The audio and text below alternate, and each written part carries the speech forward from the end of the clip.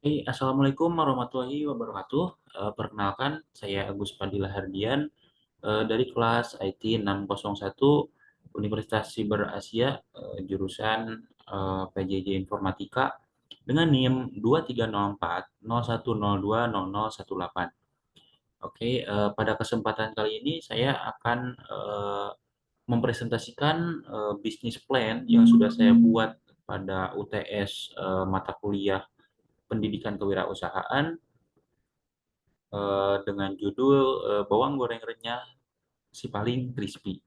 Oke, video ini dibuat atau presentasi ini dibuat untuk memenuhi salah satu tugas dari Ibu dosen pengampu, yaitu Ibu Nur Hayati Siregar, SE, MAK, CSRS, CSRA, CSP, CPOD, dengan mata kuliah Pendidikan Kewirausahaan. Semoga video ini dapat memenuhi tugas tersebut. Oke, langsung saja ke pembahasannya. Itu bisnis plan yang saya miliki di kesempatan kali ini adalah bawang goreng renyah dengan brand si paling crispy. Oke, nah kenapa saya memilih uh, ide untuk membuat sebuah usaha produksi bawang goreng? Nah, oke, baik di slide selanjutnya. Nah, bawang goreng si paling crispy ini merupakan camilan yang sehat dan lezat. Nah, adapun latar belakang yang saya miliki adalah bawang goreng merupakan salah satu cemilan favorit di Indonesia, baik itu untuk dinikmati sendiri maupun sebagai pelengkap hidangan.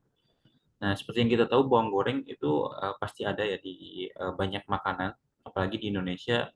Dan tak jarang orang Indonesia yang suka nyemil atau menikmati bawang goreng itu secara langsung. Nah, lalu permintaan bawang goreng yang semakin tinggi membuka peluang usaha yang menjanjikan. Terus tentu saja ide usaha ini sudah saya riset ya ke pasar dan ternyata banyak sektor yang membutuhkan bawang goreng ini.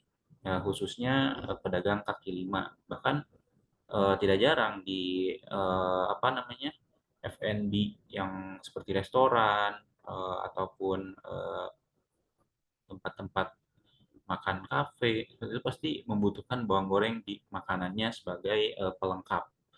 Nah, lalu si paling crispy ini menawarkan bawang goreng yang renyah, gurih, dan berkualitas tinggi dengan harga yang terjangkau. Nah, seperti itu ya. Nah, lalu selanjutnya prospek usaha dari ide bisnis atau bisnis plan bawang goreng ini adalah ada beberapa poin. Kita menggunakan analisis SWOT, yaitu strength, weakness, opportunity, dan threat atau ancaman. Nah, oke, untuk strength atau kekuatannya sendiri adalah yang pertama, bawang goreng renyah, gurih, dan berkualitas tinggi, harga yang terjangkau, kemasan yang menarik, dan bahan baku lokal yang segar. Nah, ini juga didukung dengan pangsa pasar yang sangat besar. Jadi untuk bawang goreng ini hampir di semua makanan itu ada, apalagi di makanan-makanan lokal gitu. Nah, lalu selanjutnya kelemahannya itu adalah eh, ya seperti yang kita tahu ya, setiap membuka usaha pasti itu adalah usaha yang baru. Nah, belum memiliki brand awareness yang luas. Kita belum memiliki brand yang kalau orang berpikir tentang satu hal atau bawang goreng, lalu itu akan mencari ke kita ya. Seperti halnya Aqua, ketika kita membutuhkan air minum, pasti yang ada di pikiran kita yang pertama adalah Aqua.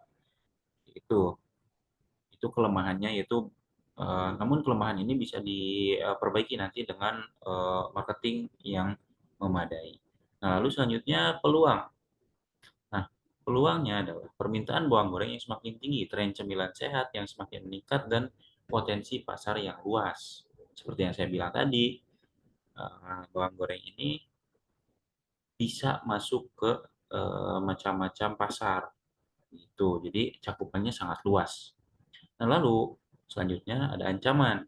Nah, ancaman dari prospek usaha ini adalah persaingan dari produsen bawang goreng yang lain dan perubahan bahan baku seperti yang kita ketahui bahwa harga bawang merah itu tidak selamanya sama ya. Pasti akan ada fluktuasi meningkat dan menurunnya. seperti itu. Nah, lalu selanjutnya ada analisis pasar. Nah, target pasar dari produk ini adalah masyarakat umum, rumah tangga, restoran, kafe, pedagang kaki lima. Dan eh, seperti yang kita tahu ya, sekarang itu bawang goreng bisa dijadikan sebagai cemilan. Mau itu dengan menambahkan bahan seperti terigu, jadi lebih crispy dan lebih banyak gitu ya.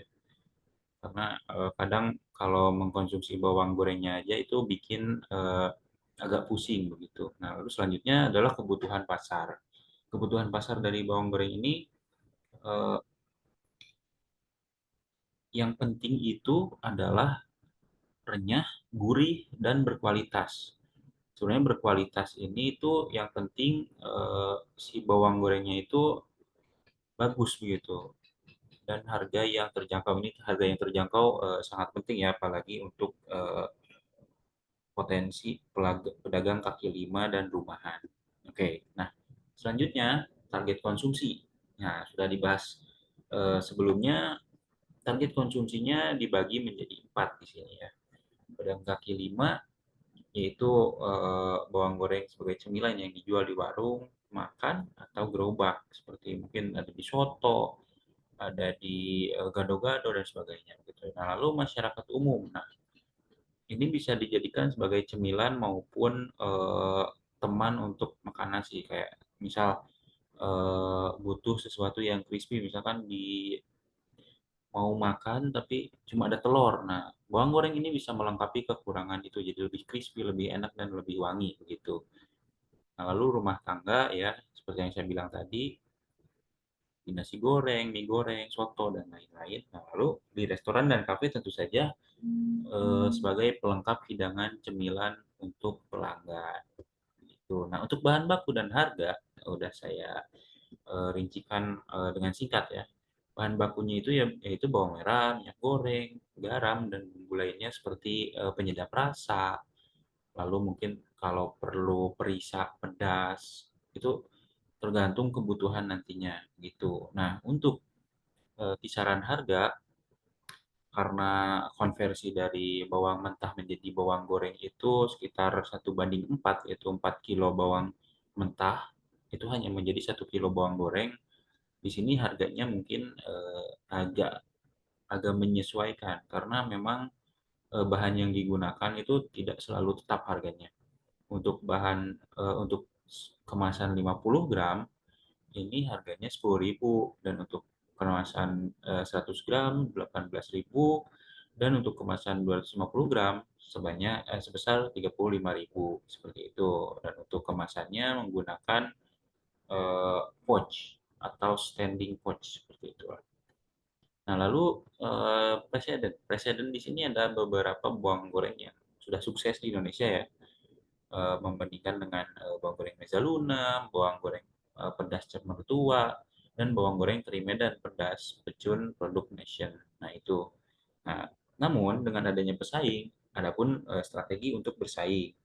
Nah, strategi saya untuk bersaing di pasar bawang goreng ini adalah menjaga kualitas bawang goreng agar tetap renyah, gurih, dan berkualitas tinggi. Tentunya menggunakan kemasan yang aman ya, supaya bisa menjaga kualitasnya.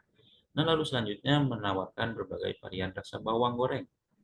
Nah, saya memiliki 3 varian rasa. Di sini ada pedas, gurih, dan chili oil. Nah, lalu selanjutnya menggunakan kemasan yang menarik dan informatif. Nah,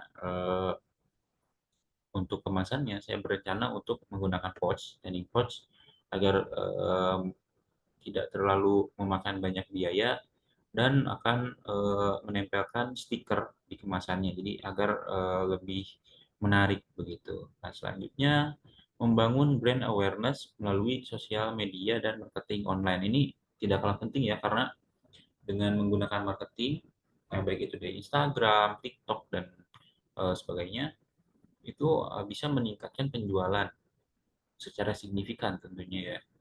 Nah, lalu selanjutnya memberikan layanan pelanggan yang prima. Seperti yang kita ketahui, untuk penjualan secara online maupun secara offline, kita memerlukan sebuah penanganan pelanggan yang baik, begitu ya. Oke, sekian untuk bisnis plan dari usaha bawang goreng si paling renyah yang saya rancang sendiri. Sekian dari saya, mohon maaf apabila ada kesalahan. Semoga presentasi ini dapat memenuhi tugas yang diberikan. Eh, Sekian dari saya. Wassalamualaikum warahmatullahi wabarakatuh.